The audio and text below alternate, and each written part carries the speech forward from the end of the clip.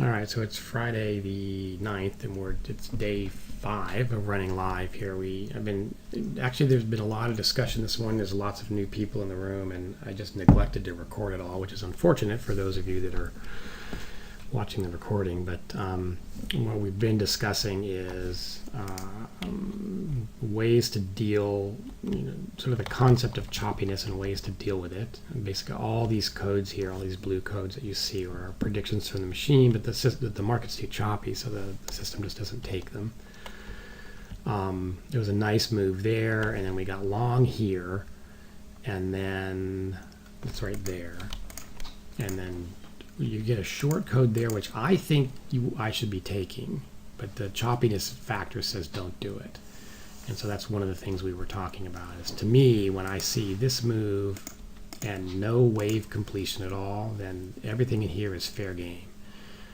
It's when the market starts doing this with the waves that it means it's choppy. So I have actually data that I need some extra data to give that directly to the machine, to do the machine learning for it. So actually, I'm supposed to get that from the programmer today. I'll be running those models this weekend because I'm not happy with the way I'm staying out of the chop.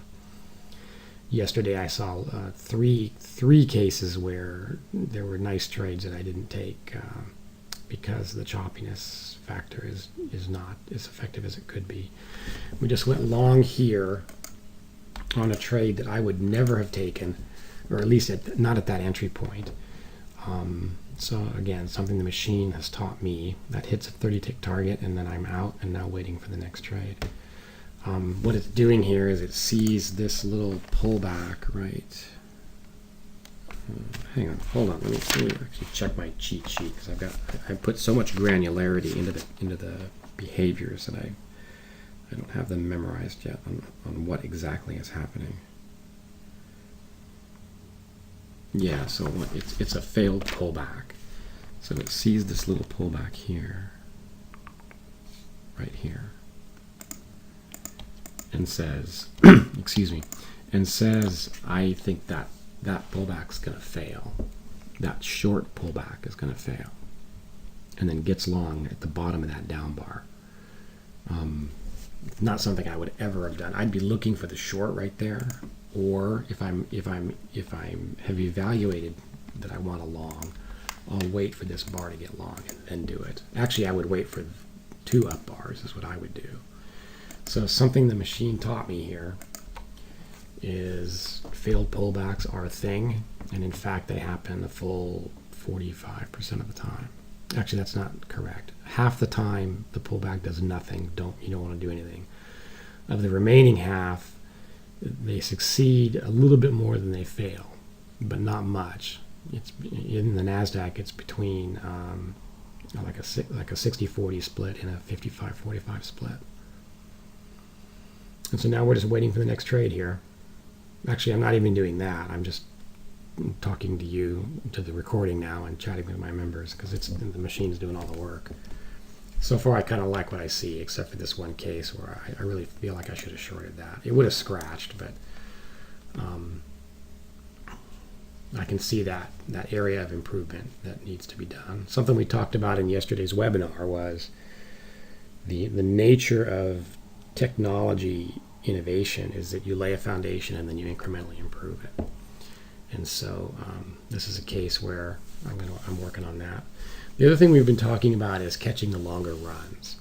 And for me, my view of trading is that you don't trail so aggressively, and you don't limit your upside like I did here by just taking 30 ticks.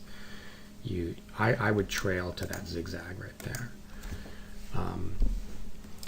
That's my trading personality is like that, but that doesn't mean that's best, because I'll also give back way more than I should sometimes, and so there's a balance there somewhere, and I don't exactly know.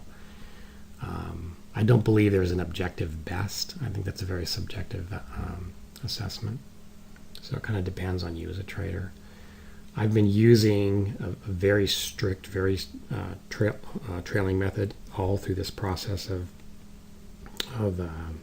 evaluation and testing. So I'm going to keep that for a while here live, and we'll see how it works.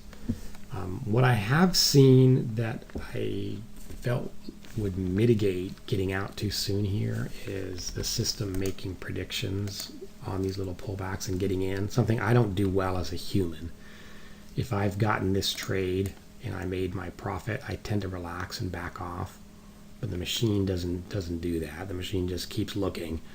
And so what I saw is it would repeatedly grab 30 ticks and then on the next pullback get back in again and get the next set of 30 ticks and then get the next pullback. So I felt like it would be okay. Here there's no prediction, so it worked against me here in this case. Okay, we're at the end of the day here, and all of our nice gains we ended up giving back here. I'm really pressed for time, so just very quickly, we got this really nice entry. This is the entry, the one you're looking for the day. Just the trade management gets us out way too soon here, and a normal trail to the zigzag just keeps you in that move for a really long time. And then see these codes up here. 287. These are in the way too aggressive category, so this is why they're not taken, though the system's showing them. And now let's advance here, and this is where we get into trouble because the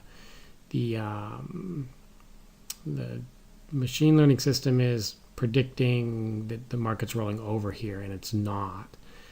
So we take a couple losses there, and then again. That's a failed pullback long signal right there. So these three shorts here are the ones that are causing me some trouble here. I need to take a look at that a little deeper to see if that is a function of choppiness or if that just is what it is.